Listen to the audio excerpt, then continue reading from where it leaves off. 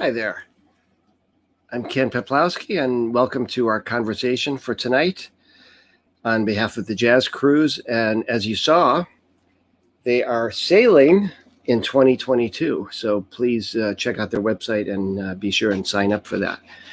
And today, I'm delighted to be speaking with an old friend, very old.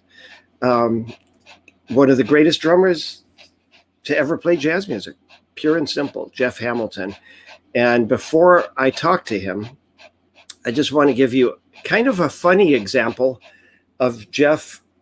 And I think these kinds of things are good lessons for every other drummer that's up and coming, because it's an example of very spontaneous Jeff Hamilton captured by a fan on the cruise, playing a music stand, which is he has to keep adjusting because it's sliding out from under him, just playing brushes, and he manages to swing the life out of a music stand with Dick Hyman and myself on the Jazz Cruise. So take a look.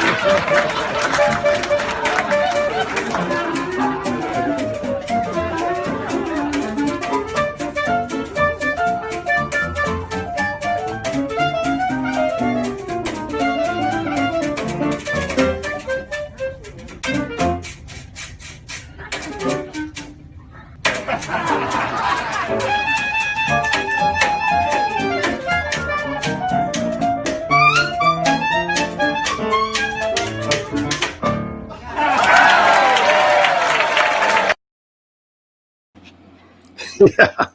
Well, that's, like I said, the man can even swing a music stand.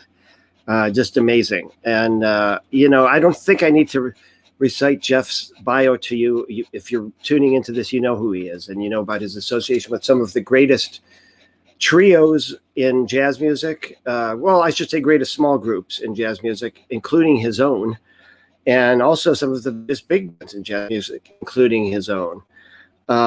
Jeff Hamilton is a man so famous, he actually had a Broadway musical written about him. Unfortunately, that musical was called Jeff. So let's meet Jeff Hamilton. Hey kid, how you doing? That's very good. Thank you for that opening. That'll either help my career or ruin it. Well, you can sponsor some music stands anyway. There you but go. You know something? I love that. I love that because it captures. You've got. I hate to admit this, but you have a great sense of humor. It comes through in your playing too. It's that spirit, that spirit of fun, hard work and fun combined. Which we took. You and I have talked about this a lot. We learned this from a lot of the old masters, and you do all your homework ahead of time, and then you have fun on stage because you've done all the preparation. But the swing and the time and everything, it doesn't matter. You could play a chair, and it sounds great.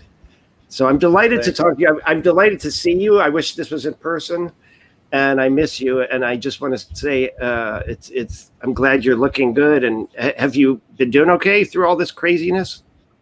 Yeah, I'm doing fine. I've had a couple of episodes before I had to take some time off, and I learned to use this time wisely to do some homework on some things that I felt like I needed to go back and look at. So I had some elbow issues in the 90s, and I went back and studied Jimmy Crawford and Fletcher Henderson more, and for this time off, I seemed to get stuck in the mid 40s with Nat King Cole, and they didn't even have drums then, but to follow that path of some of the trios I've played with, most of them were influenced by Nat Cole's trio. So it's interesting to go back and find that out. But that's what I'm doing. All I can do is be ready when the bell rings.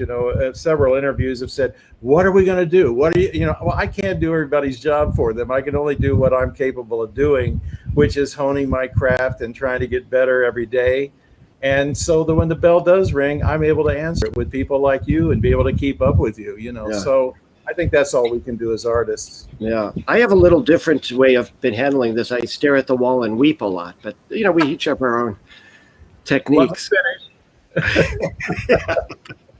But you mentioned Jimmy Crawford and those early records. Me too. I go back to. I've been on a Lester Young kick, and again, the time, the sense of joy there, the sense of surprise in the playing.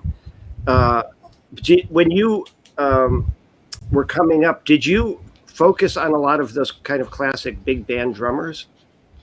I did, because there were big band records in the house. So my father was in Patton's Army, So I mean that was the big band era. My parents had a few big band records, and my mother loved swing music. That was the popular music of the time. And being a church organist and having to get something ready for Sunday service, in the back of each month there'd be a book of popular songs. And so my two sisters and I would stand around the organ and sing Satin Doll and Take the A Train and Elmer's Tune and Jada. And I didn't know that I was learning the Great American Songbook at 5 years old. So, I think that was an early influence. It also had an influence on why I really never got into the music of my generation, because when you hear Papa Joe Jones with the Basie Band, and then hear some of the rock bands that were going on in 65, the drumming was so different. And I chose the sophistication of Gene Krupa and Buddy Rich and Papa Joe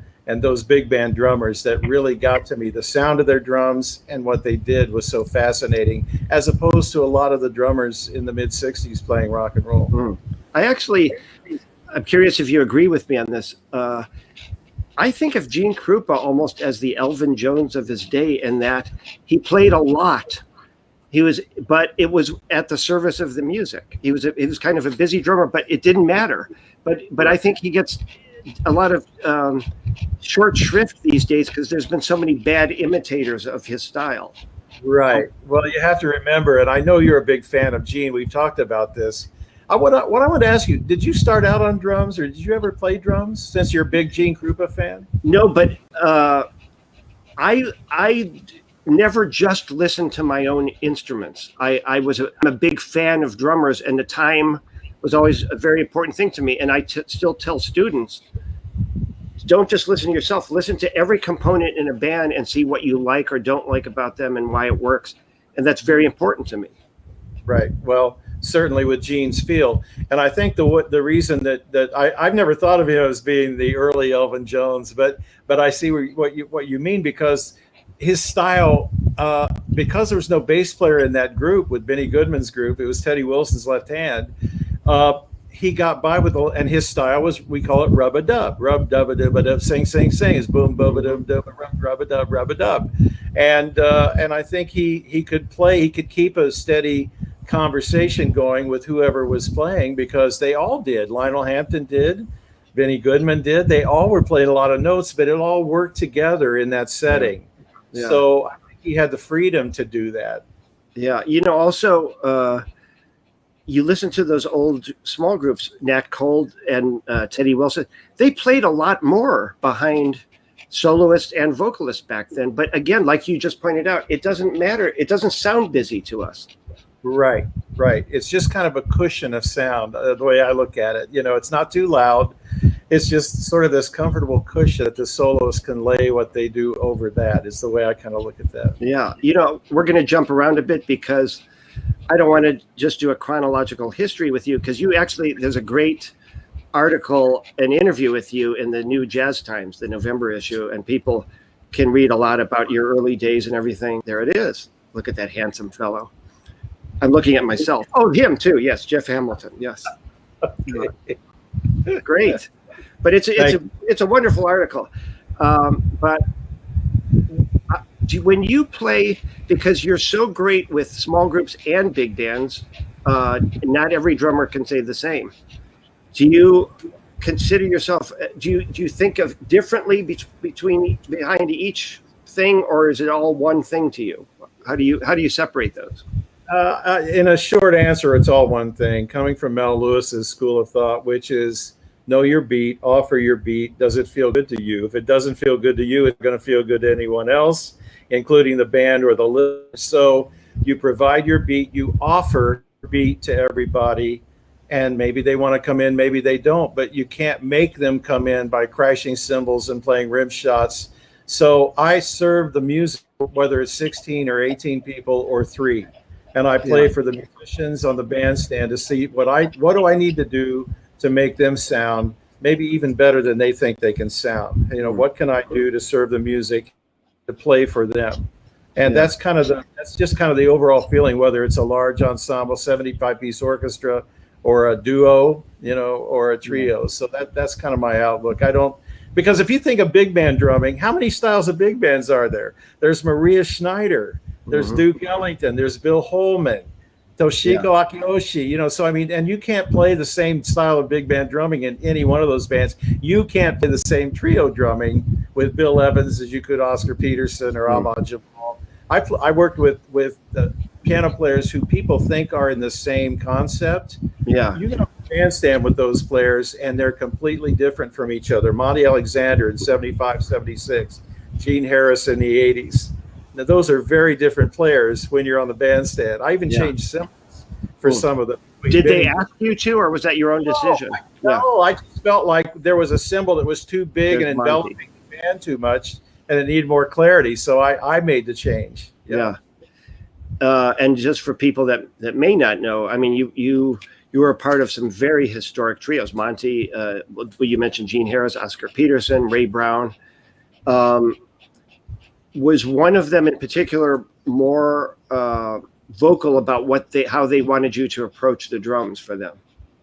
I think Monty might have been, because I was 21 when I joined him. So he had certain ideas about what he wanted. And coming from Jamaica, I didn't learn those. I didn't learn a calypso or reggae in Richmond, Indiana growing up. So I was all ears when he was trying to show me what some of those beats were. And he had specific things he wanted on specific tunes. The others, not so much. And the fact that when I joined Oscar, I knew all the music. He knew I knew all the music. And he just wanted me to do what I did. And when I joined Ray Brown's trio, the same thing with Ray Brown. They kind of knew the way I played and knew I was hopefully the right person for the job at that time.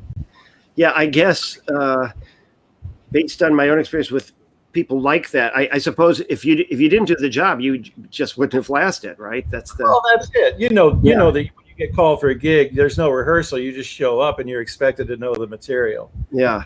What about when you played with Woody? Did you know the book before you joined that band?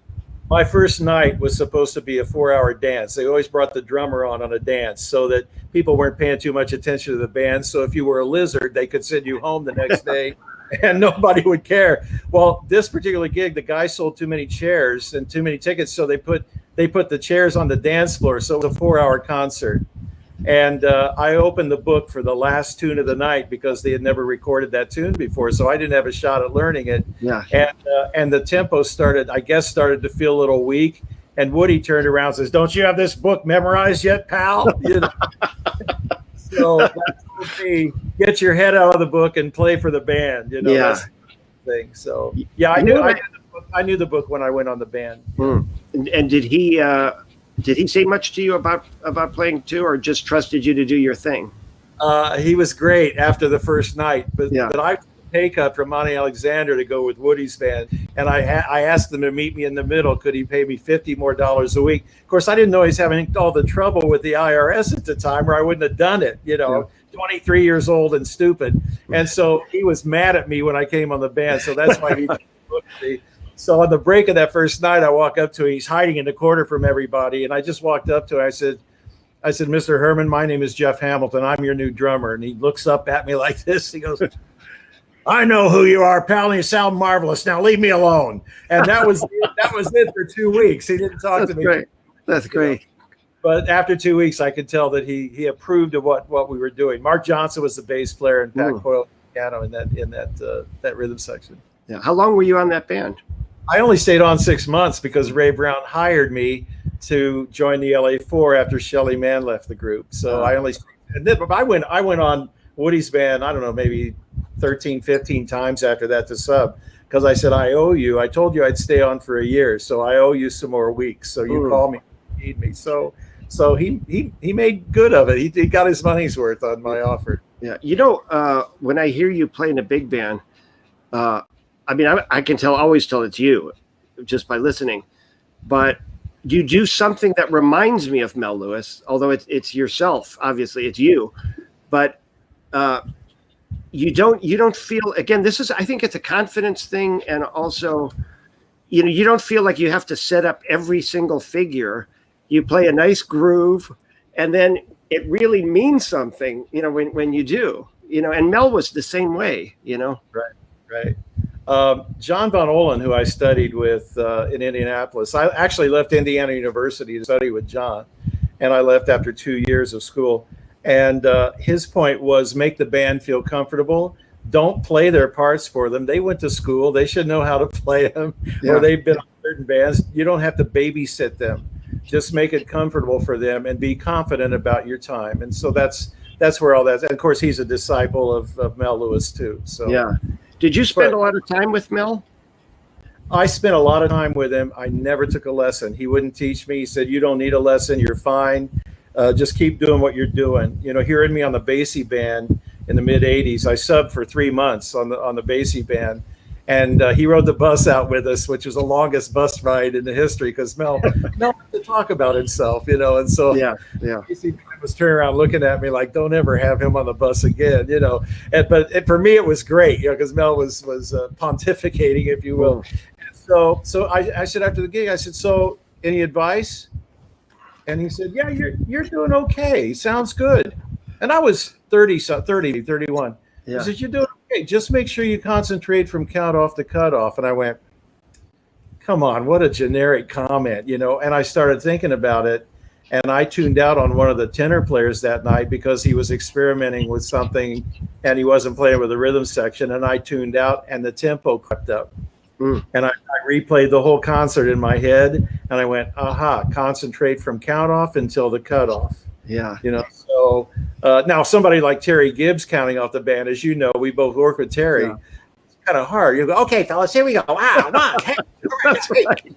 You got white socks. What's the matter with you? Okay. Hey, 2, 1, 2, 3, 4. It's like, That's right. So that could be a challenge. Yeah, that's right. And then there was Flip Phillips, who would turn around and say to the drummer, kick me in the ass, as the song was going on. Yeah, that's right. He even did that to me when I was soloing. You should have kicked him in the ass. I was a very busy man, kid. But yeah, and also I would recommend to every musician out there, well, anybody, Mel Lewis, this is all floating around on the internet. Mel Lewis did a fantastic, was it something like 20 hours of his history of the jazz drums. Right. And he plays examples and talks about the drummers. And Lauren Schoenberg conducted these interviews. And just look for those folks because they're fascinating for everybody. There's a lesson for everyone. Yeah, really fantastic. Yeah. Yeah. Well, you mentioned John Von Ohlen, and I didn't know him like you did, but I loved him. I thought he was a great drummer, very underrated among musicians, I think. And you always acknowledge, him as a great teacher. Could you just tell people who might not know a little bit about him? Sure. He's from Indianapolis and spent about 10 to 12 hours at North Texas and said, well, I got to get out of here, baby. And so he just wanted to play. So he joined Ralph Martiri's band, Billy Maxted's band. They were touring bands at that time, playing a lot of dances. And that landed him the job with Woody Herman in '67. Fantastic recording at Monterey with a Bill Holman suite that they did. And then later, about a year and a half later, he joined Stan Kenton's band. And Stan nicknamed him the Baron because he looked like the Baron when he was at the drums, Baron Von Ohlen. So, kind of an Indiana hero. And I heard him play. I was driving up from school in Bloomington 4 nights a week to hear him and his group play at the top of the Hilton Steve Barron room 4 nights. And finally, he caved into my request for lessons. And I studied for 8 months with him. And it all came from playing the ride cymbal. It was just this loose motion with the ride cymbal like this, kind of like you have to fish by the tail and throw in the fish at the cymbal, and you get 3 bounces and dag-a-day, dag-a-day, dag-a-day. So that really opened up the sound, and I thought, there's the sound I heard from Gene Krupa that I haven't been able to get. And I realized then the sound from Gene Krupa is what got in my ear more than anything else, that big round sound. And Von Ohlen had that, and my sound immediately doubled just from doing less work and letting the stick do the work. Total relaxation, things like pull yourself out of yourself to observe you while you're playing. You pull yourself out of yourself, not him standing behind. And it really makes you think without being analytical or getting paranoid. You're rushing on this too. No, I'm not. Yes, you are. You don't get into that, but you're just aware of you and everything on the bandstand and the room if you allow that. Yeah, that's great. And you were so gracious. You had a bow out of a tour with Mel Tormé in Japan, and you sent John on as your sub. I thought that was a great gesture on your part, without naming names. I mean, he was not well treated by the band, frankly, and I think it was more because he was a character. He was himself always. And I think they just didn't like him personally, and then they found things not to like with him. I loved him. And also, this ties in with what you're saying. He didn't care. That's right. He played great every night, no matter what the vibe was. If they were trying to freeze him off the bandstand, he was oblivious to it, But he showed not in an arrogant way. It was sort of an innocent way, like, well, if you don't dig me, man, that's okay. I just got to do what I do, And Ray Brown and I were standing over the side every night listening to him, just having a ball because he just butt off every night. Whether used to a lot of the studio musicians were used to playing with, I mean, he was himself, man. You Yes, can't he tell was. Blakey to sound different, you know. Yeah, I mean, right. he's a guy. Yeah. So, You know what else I loved? He showed up for a 3-week tour of Japan with wearing his tux and carrying a gym bag with one extra shirt. Yes. Yeah. 2 pair of underwear. Yeah. And he changed his shower every day. You That's know it. that was that real bohemian kind of character. It's That's just, it. He had road chops. Yeah. He had road chops indeed. Yeah, but you know, you talk about. I mean, there is an element of playing with all of our heroes. You know, where if you let it, it can be quite intimidating. I've always. I'd like to hear your comments on this. I've always told students that to get past that, you have to practice and fake confidence long enough so eventually you actually have it. Do you feel a similar thing when you started out and were playing with, here's the next giant that I'm playing with, you know? Yeah. Well, I was climbing into those records, from 10 years old. I was playing Oscar Peterson, Ray Brown, and Ed Thigpen, and learning the material and thinking, man, it'd be great to play with these people. I want to learn everything about. I even transcribed what Ed Thigpen was comping through all of these tunes, with this. And I really got into the detail of it, and just kept thinking, if I get to play with these guys, I'm going to answer the bell. So I think the dedication and the hard work, it in itself built confidence, because there were times I was playing to the record and I felt if I turned the record down a little bit that I couldn't really hear Ed Thigpen that well, and I'd turn it up and I would be right with the band and it would be okay. I think I could play with this band. So I think you build your confidence through more homework and more knowledge. Yeah. And then to a point when I got on Oscar Peterson's gig, it was like, you know what, without being arrogant, I've done more homework than anybody else in the world. I can sing Oscar solos on those records. I can sing Ray's. I know every arrangement. He can't fool me. He can throw anything he wants to, and I'm going to have it. And that's the way I felt. So I played in a way that wouldn't allow him to think of anybody else in that that chair, that I'm the right person for that. And that's the way we got along. We got along beautifully. Oscar and I, there was one negative thing, if you want to call it, in 5 years that he said to me. We played a concert in Saint-Tropez. Next morning, he said, Jeffro. And I went over and he says, you were too far from me on the bandstand last night. Be a little closer to me tonight. And I said, okay, you got it. And that's the only thing in 5 years. So that's amazing. That's great. We got along famously, but I think he appreciated that I knew all the material, So yeah.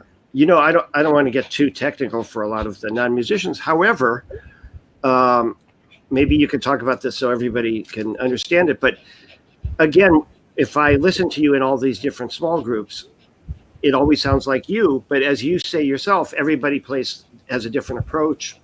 Each piano player and bass player would have slightly different sense of where they put the time. So how can you adjust for each one and still feel like you're being yourself completely? What do you think the secret of that is? Well, I think it's back to Von Ohlen with having that big fat beat. I envision my beat as being this big, and you can put your beat anywhere in there. It's not like a staccato beat where I feel like people are poking you in the ribs and going, you have to play with beat, ding, ding, ding, ding, a staccato kind of thing. Mine's like ding, ding, ding, ding, ding. It's like there's some gravy all over it, so they can kind of put whatever they want in wherever they want within that. And I don't feel like I'm really dictating too much. I feel like I'm just offering this big fat beat that they can come into. And some people are going to feel like, you're flamming, but up. You're not supposed to hit every note exactly the same. It's going to sound different out in the audience than it is in the bandstand. And so once you get used to that, you just let everybody be who they are, and you stay with who you are without being stubborn, but you're confident enough about what you do, and you just offer it to everybody in the band. Yeah. And having said that, not everybody is best friends with each other. And it's the same on the bandstand. We're not all going to enjoy playing music together. So, play the music with your friends, play with people you like to play with. And so important. Expect everybody to like you, because they're not going to like you, Yeah. Take John Pizzarelli. Nobody likes him. Absolutely. Yeah. I was the first person I was going to bring up, but he pays really, you know. Well, sometimes we'll talk. Oh, wait, he's on now. Oh, I meant the other John Pizzarelli. Yeah. Hey, I love Pizzarelli. Yeah. But, you know, not to, who cares? It's all grown ups. I talked to your pal, John Clayton, about this, and we agreed that, you know, you get to a certain point in life, you need to have pardon my French, you need to have a no assholes policy, right? Because it's easier to work. There's some great people and players. Why was that picture posted after that comment?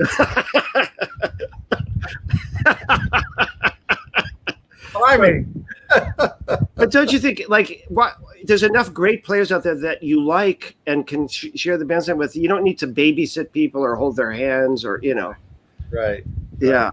But or hold you around in some cases. It's like, man, I don't want to do this. I just want to play music. I don't want to have to listen to you tell me what I'm doing wrong. And just get another drummer. You know, that's all. Yeah. That's why you know, we all kind of wince at those the festivals when the promoter always wants to do a all-star jam session, and it's usually you know, like 4 or 5 horn players, or the worst, you know, 4 of the same instrument, you know, and then they all turn into selfish pigs, and everybody solos first, then it's piano, bass, and then the drummer, you know, on a very fast Cherokee, and then they all talk to each other while you're solo. Right.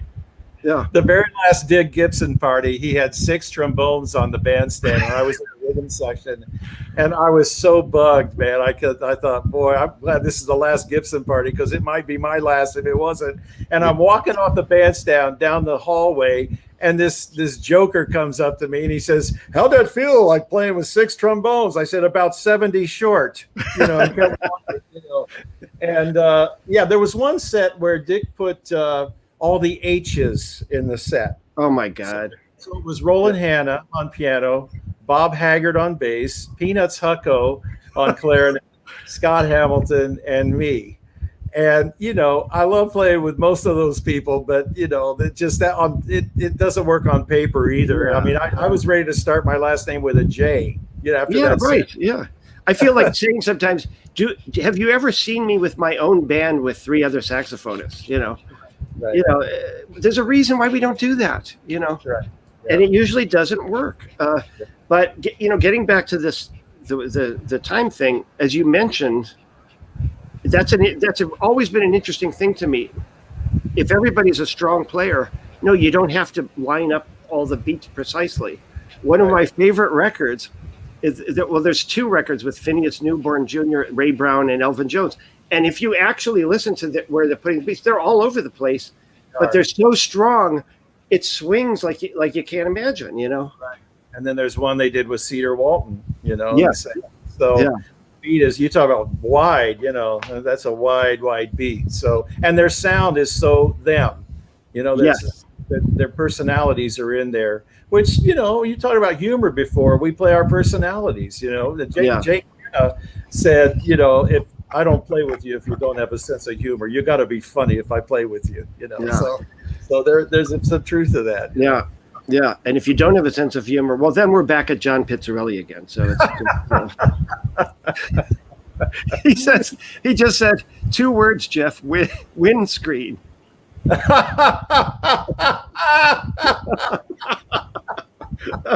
Everyone's a critic. Nice. Yeah. I finally get to do a show and he criticizes it, you know. That's right. Yeah. I've watched you every Thursday. You be nice to me. There you go.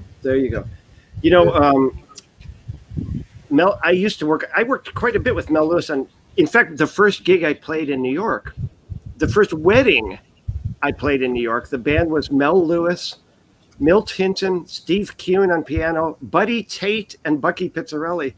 Wow. And I thought, Jesus, either the weddings here are great or nobody's working, you know, because they got to do this for a living. And it was somewhere in between. Yeah, okay. But Mel, I learned something very quickly with him. And I also learned this a little bit. I didn't know Ray Brown even remotely like you did. But the times that I got to play with both of them, you could count a tempo off. They would put it where they wanted to put it, and they were always right. And so strong, you couldn't argue with it. You know? Yeah. That's true. Yeah.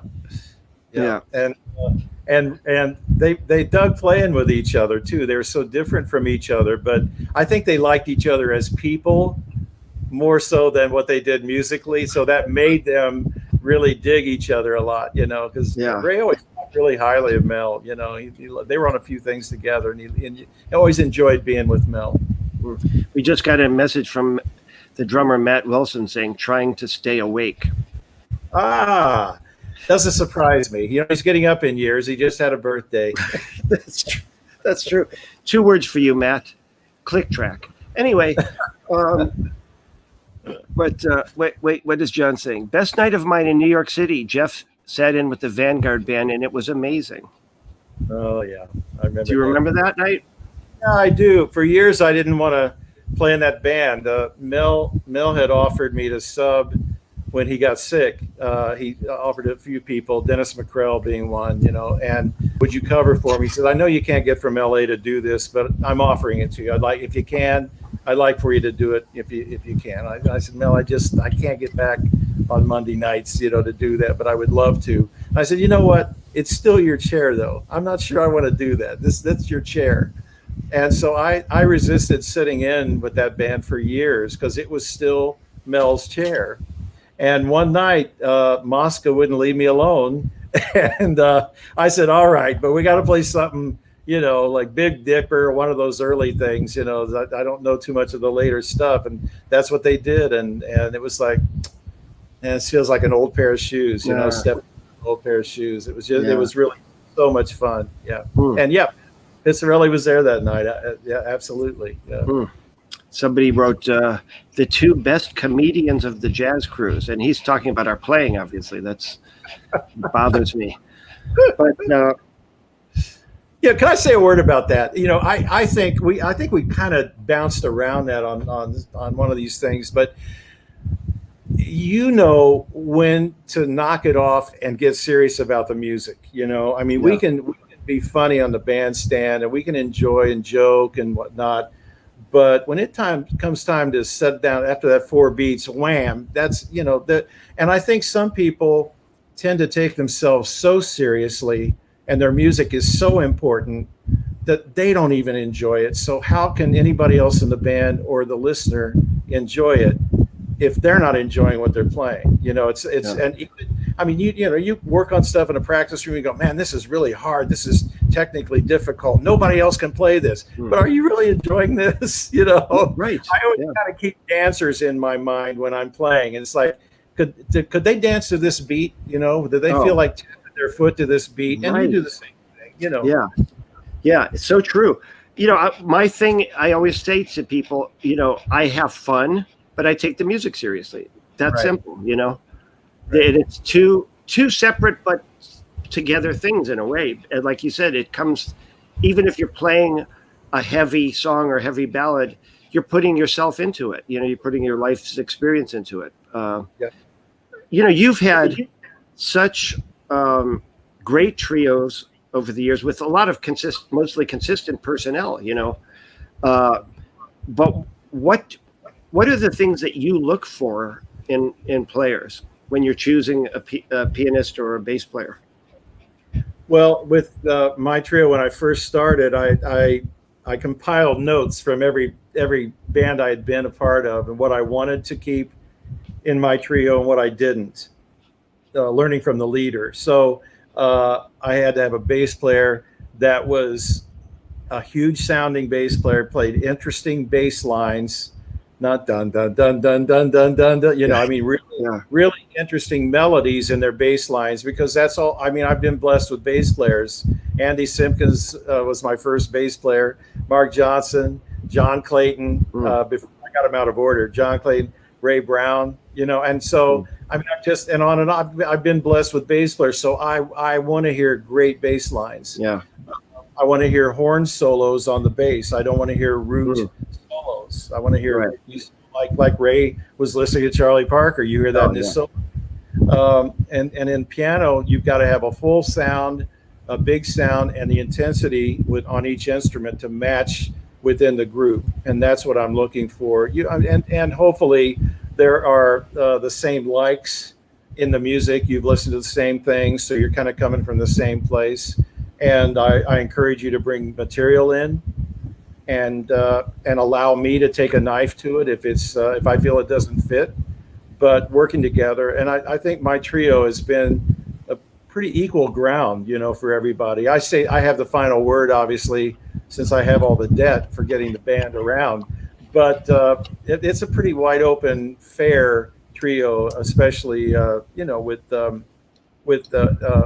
material, and direction that we're going. So yeah, Tamir's it's 21 years. Tamir's been in the band. Incredible. Yeah. Christoph was in for 20, and John Hamer's been in for well, it's hard to gauge it now, but July would be 2 years if we were working continuously with John Hamer. So that's and you got to be great people. You got to be easy to get along with them. Right. Yeah. And I don't want any drama. Don't throw me any curves. Yeah. I don't want to bail you out of jail. Know how to conduct yourself. Yeah. And your trio, it's such a great combination. It's so precise that musicians stand and listen to it. I do, and I go, God, this is amazing. You can feel the breaths everybody takes, and then you're all coming together, and it's got a loose swinging quality at the same time. Two things that you wouldn't think would go together, but they do. Do you guys work hard at that when you rehearse, getting that kind of a sound? No, it's not working so hard at it. It's eliminating some of the things to allow it to be loose. Mm-hmm. We have enough that's arranged that we honor the arrangement, but we want to be loose approaching it. Yeah. So I think if anything, we'll take some things out to allow that looseness to happen. And I don't get uptight to play any of these arrangements. Some of them are hard, and a lot of people, they see a lot of notes on the page, and they'll tense up to make it. And I go the other way. I relax even more to make things feel better, even at that time. That's it. That's the key. Yeah. Sometimes I see drummers play, and Chuck Red, our friend Chuck Red, said this one time about a drummer who shall remain nameless.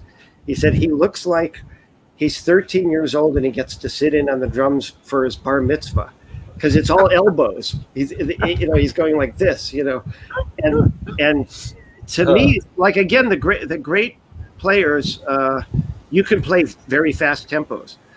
I can play very fast tempos. I can say that, but I think the key is, you want the least amount of extraneous movement. So you want to be loose, and stay close to your instrument, and one with the instrument, and breathing's important, right? Right. Very important. Yeah. I'll never forget the one night on the cruise that you were playing a set with our late dear friend, Joe Ascione. And to this day, I think he might be the fastest drummer I've ever seen. And I saw Buddy Rich, but I'm talking about just sit down and burn a single stroke roll. Joe was really something. Aside from playing player and so musical and a wonderful person, as we know. But you invited me up to play with him, and I was off that night. And you said, just the three of us. And I went, oh boy, here comes my butt whipping. And I escaped with just a few bruises after that. And I thought I'd be a team player. I took the floor tom with the brushes, and Joe took the snare drum. That's the last time I ever did that with him. I would have been better off with a music stand that night.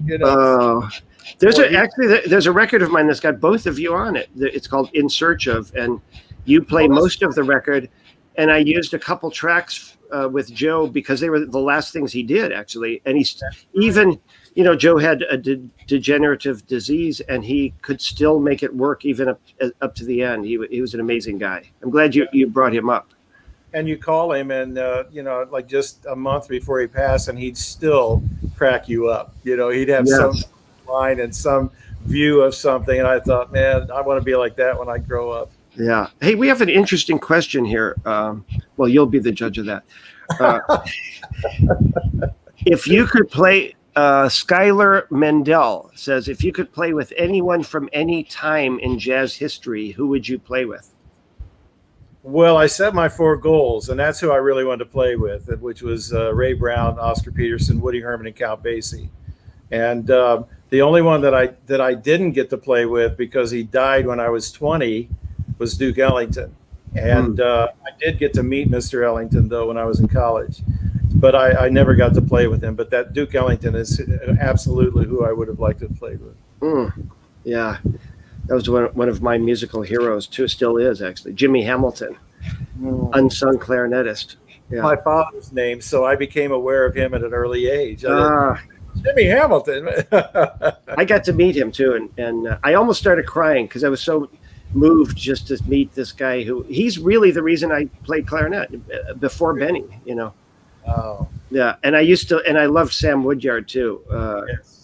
Simple, but the biggest groove in history, right? Relentless swinging, huge sound. Yeah. And Bill Berry told me when he went on the band, he said he just looked down the row of trumpets and couldn't believe the sound that Sam Woodyard, or the groove that Sam was getting. You know, it was just hand clapping 2 and 4, made you feel good, made the hair stand up on the back of your neck. Yeah. Now, we had years ago. You told me a story about, was it Philly Joe Jones, kind of showing you some stuff on a bar stool? Was this?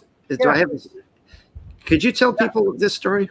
Yeah, sure. I was playing with Monty Alexander, John Clayton at Charlie's Playboy Lounge in Philadelphia, a not so good part of town, and linoleum floor with a wrought iron fence around the bandstand to protect the band.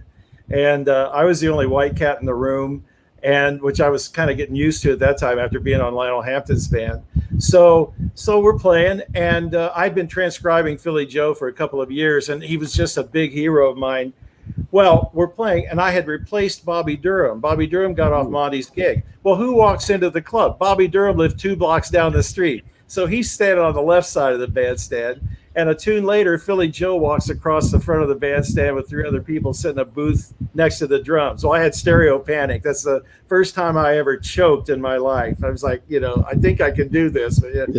So anyway, I met Bobby Durham, and he wasn't especially kind to me. And I thought, well, how much worse could it be? So I went over to Philly Joe and I introduced myself. He's very nice, and agreed to have a lesson with me the next day. So I took 3 buses and a taxi to get there. And from 11 o'clock in the morning to 7 o'clock, he just spent the whole day, showed me everything I asked him. I had a whole list of things that I wanted to ask him. There were no drums in his place, so we played a red vinyl bar stool. And his man was Charlie Wilcoxon. The drummers will know that's a rudimental solo book. And so he said, "You know this book?" And I said, "Yeah, I went through it when I was 12 because I started private drum lessons when I was 8, And so he said, "Well, play it for me." So I played. No, not like that. Like this. He grabbed the sticks out of my hand. Swing it. And he said, "Not only that, do you hear the dips?" Okay. And then he said, "Just drop if you get a paradiddle, drop the 2 beats of the bass drum. Boom, boom, got. And I went, uh-oh, the whole world's up. This is the world into Philly Joe Jones." And then we talked about brushes. And he had a brush book called Brush Artistry, I believe it's called. And there's one called The Palm Up. So you have to bring your hand up like this. This might be the story you're talking about. Yeah. Okay. So you bring your palm up and a little snap and it comes up. And I had all this blonde helmet, right, at the time. And I was afraid I was going to get the brush caught in my hair. And he said, no, comb your hair with that stroke. There it is now. Yeah, there it is. Yeah. Yeah, that's 2 years later. And so I said, well, why do I have to bring the brush up so high? Because I thought, man, this is like the old guys do. This is show business. I don't want to do that. And he says, wham, he hits the bar stool. He says, because you got to be pretty when you play the brushes. Okay. That's great. Don't you think we were pretty lucky, right, to get to meet all those guys? And he drove me back to the hotel a half hour before my downbeat with Monty and John so I could jump in a suit and get to the gig. Man. Yeah. I said, what do I owe you? And he looked down at his gas gauge of his Chevy Impala with the bench seat across the front, Yeah. He said, give me give me $10 to get home with gas. Wow. He was just a gem. He was really one. I had a kind of a similar experience with Sonny Stitt, hanging out with him. The first time was all day long. He answered the door in his pajamas. It was at the hotel in Chicago, one of those big band hotels that we all stayed at. Yeah. And we spent the whole day and night together. The Americana.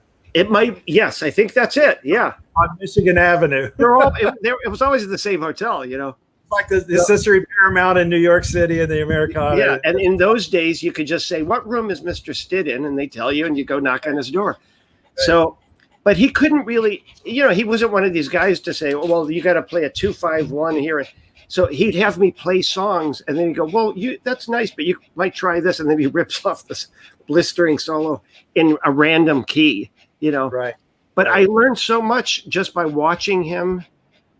Everything, his whole approach, and just hanging out with him. And I just feel like we were so lucky to get, in a way, the last wave of those classic players like that. And I know you do this, you try your best to pass the torch along, to other people.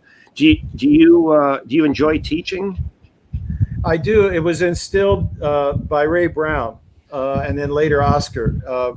John Clayton and I both were told by Ray, look, I'm taking the time to show you this stuff. So I expect you to share this information with people who really want to know about it and are deserving, is what has been added over the years. So, yeah, I do. But I don't, I'm not here for show and tell, and I don't tolerate a lot of silliness. It's like, you want to learn this or not? I'm your guy if you want to learn this. But, I'm serious about teaching as well, And so I want you to get this, because the people who have told me this information really matter to me. Yeah. And I want to share this with you, but I don't want you to run off and start, blogging about, well, Jeff Hamilton said da da da. It's like, this is your information. You need to see how it's going to work for you, and how you can filter in and out what you need and make it work for your sound. So yeah, I do enjoy it, but I want you to be serious when you study with it. Just don't want you to take a lesson with me to take a lesson, Yeah. I'm going to put you on the spot with a kind of an odd question, but somebody asked me this a few weeks ago, and it's an interesting question, I think, for people. Can you give me, if you had to narrow it down, and I know it's tough, but just give me 2 or 3 real highlights of your career. If you could think back upon some moment on stage or something that you at the, when you're at the pearly gates, you'll remember this moment, and it really meant so much to you. Besides working with me. Well, I was going to say this would be number 1, Ken. This moment, of course. Yes. Anything with John Pizzarelli, of course. No, not really. No,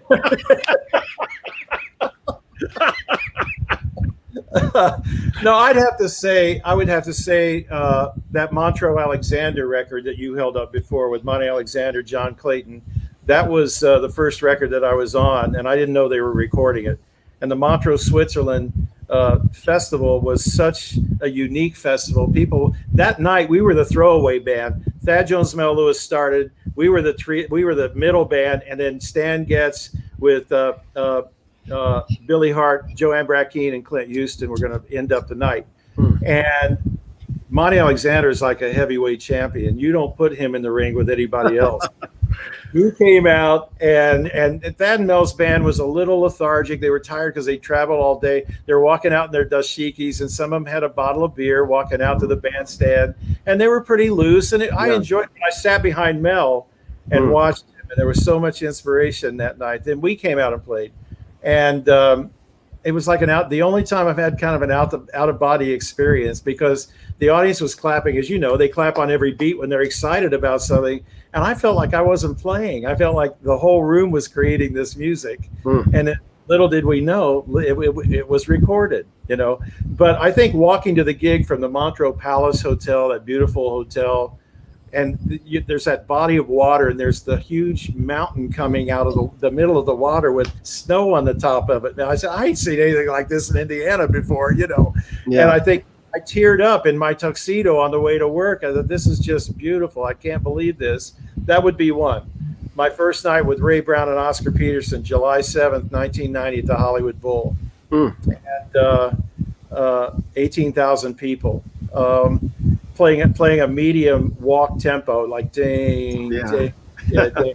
And I would sweat through my tuxedo by the end of the tune because of the intensity of the quarter note. We never got above forte. And Oscar was like, and Ray's, and I started, and we're playing like this mezzo piano walking ballad, and that was pretty thrilling. I don't know. I think that the rest of them kind of blend in as number three, but those are the two that really stand out for me. Well, that's enough. That's great. And somebody actually wrote in, the Montreux album is my very favorite, says Cheryl Andrews. That's nice. Thank you. Yeah. There it is. Yeah. Somebody wanted to know about the first Philip Morris Gene Harris band record. Okay. Specifically, anything? Well, do you have any thoughts or memories of that, or? Well, yeah, it was a put together band, an all-star band, which you've mentioned before, but this one worked because it was put together carefully. Gene hired Ray first.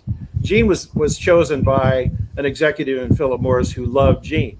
So then Gene wanted his rhythm section, and then we sort of were taking it, Frank West's input, for example, and Sweets Edison. And so the band was created from that. So the rhythm section Gene was really comfortable with because it was Ray Brown. I was the second person hired, then Herb Ellis.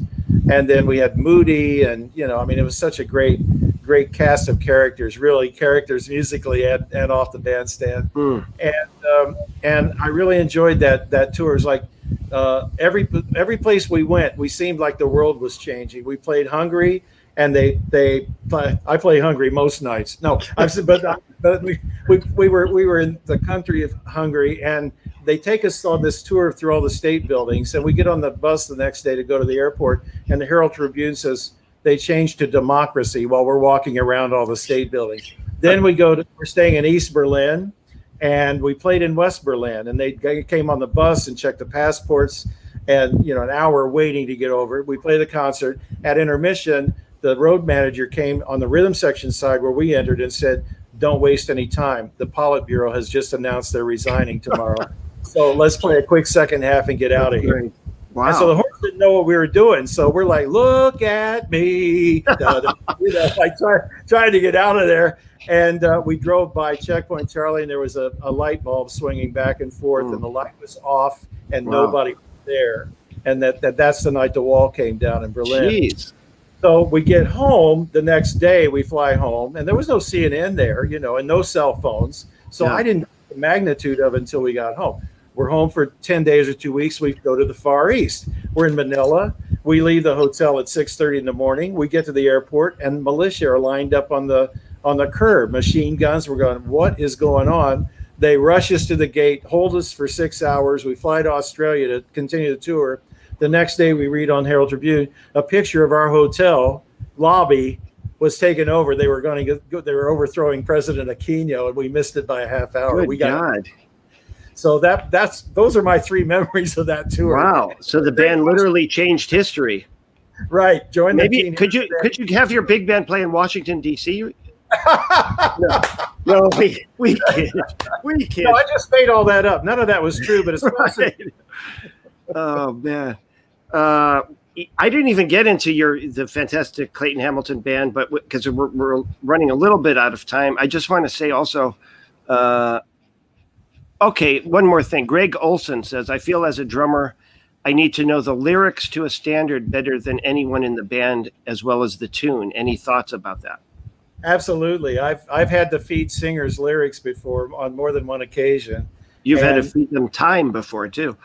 I've been on a couple of those gigs. We'll save that for the next interview. Yeah. But sometimes you just go blank. If I'm introducing a song, sometimes on the microphone, I'll just kind of go blank and go, "What's the name of this song?" Don't get around what, and it's like you know it like your name. And so it happens to everybody. But I've had to feed lyrics sometimes, but also to play the tune.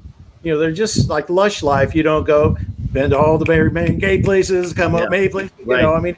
it's supposed to be that tempo. And I think if you know the lyrics, you know where that tempo is supposed to be, you know. And Yeah. Ben Webster said you can't play a ballad unless you know the lyric, which is so true. Yeah, I know. It's true. I just wanted to say one more thing. You mentioned Frank West. I think about him so much because he was a much needed force in so many ways on gigs. But we were talking earlier about the jam sessions and the promoters trying to do this. And I was with him somewhere, and I'm sure he used this line a lot, but somebody said, Mr. West, are you going to go to the jam session? He says, yeah, I'm going to go to the jam session. He says, when we finish playing, I'm going to jam my butt into bed. Magic. Not in precisely those words, but, Yeah, right. Yeah. Gail, we're with you. I got that. Gail Boyd just chimed in with something. Oh, nice. Also, before we wrap this up, I just want to mention John Pizzarelli, who's been here the whole time with lots of nice comments. He's got a streaming thing on Thursdays at 6 on Facebook. I have one Thursday nights at 7 called In the Moment, where each week I've set this challenge for myself because we don't have gigs. So I'm finding like 6 to 8 songs that I've never recorded, never played. And we're doing all first takes of each song. And so every week we come up with a new batch. So that's what we're doing. And Jeff, any projects? Do you have a new album out? I have a hair appointment at 7:00 during your session, or I would join you. Oh, well, it's available all the time, so you can watch it at any time. And then call me with your comments. Sorry to hear that. Yes, actually, I do have a new CD out. It's a heck of a time to come out with a CD, but we decided to release it anyway because people want to hear music. You know, with the free label, Tom Burns said he got a lot of requests for it the first day after we posted it on Instagram and Facebook, and that just shows me that people want to hear the music and they don't have to wait for a certain release date. So this new trail, really happy about it, and did well on the charts, and still clinging to the shrapnel on its way down of the charts, but very happy with it. Yeah. Well, I know you're very modest about this, but I know the Record Industry of America just gave you a zinc medal certifying sales of 12 or more. So you should be proud of that. That was it. Somebody, the cover of Jazz Times, a former student of mine, Matt Wittig, he said, wow, you're bringing back magazines. And I said, well, maybe all dozen of mine, but now if I could just bring back the music, Yeah. So, oh my God. I know. About the Clayton Hamilton Orchestra, we were supposed to be in Europe at the end of this month, and we had the entire tour canceled that Gail Boyd had helped set up, and so it really is. I hate to look at my book of all the dates as you do. That's not going to happen, but we sure would like to get out and play again. But and that's one of our joys in life, is playing with that band. Yeah, and you sound so great with that band, your own trio, and any situation, really. Honestly, we joke a lot, but I've never heard you on a bad night. You may have thought to yourself, "Oh, I didn't play up to whatever you felt like you should play," but you've got this great, consistent swinging thing, and it's amazing. And you're inspiring to make music with. You are, really. Thank you, and you. Like we talked about, play with people you want to play with, and you and I are so compatible. Every time we get on the bandstand, you don't even have to think. You just let the music happen and trust each other. That is going to be a great set at the West Coast Jazz Party after hour. Right, that's right. And Graham Dechter and Scotty was on it. Was Scott on that too? Yeah, yeah. So I mean, it's just you just let the music happen. So yeah. I just want to mention too, folks, please sign up for the Jazz Cruise in 2022. They're selling tickets already, and they're planning on going through with it. There it is. And we're all on that, and it's going to be exciting, and it's going to be exciting to be all together again. And just keep posted, keep aware of the Jazz Cruise website, because they're still trying to do things this year and, make it work somehow. Next week, Kurt Elling will be interviewing Ann Hampton Callaway in this space, not here at my apartment, because I don't like either one of them. But no, I'm kidding. I love them both. Wednesday, October 21st. Kurt Elling. That'll be an interesting talk. And then Marcus Miller's got a special event October 17th, Saturday night with Marcus Miller and friends. So check all those things out. And I want to say, Jeff, I hope sincerely the next time we meet, it's in person and on the bandstand. And you're great. And it was wonderful talking to you. And thanks for sharing some time with all of us, too. Well, thank you. You're a hell of an interviewer. And I learned even more about you tonight. So thank you. You ask questions and you let the people talk. So that doesn't always happen, and I do appreciate that. And as you can tell, I'm going to go out on the balcony and watch the end of the sunset that's been trying to blare through the window through this whole interview. So anyway, thank you so much, and I look forward to being with you on the bandstand again. Thanks, Jeff, and good health to you and to everybody out there, and hopefully see you all soon. Thank you. Okay. And thanks to the Jazz Cruise. Take care. Thanks.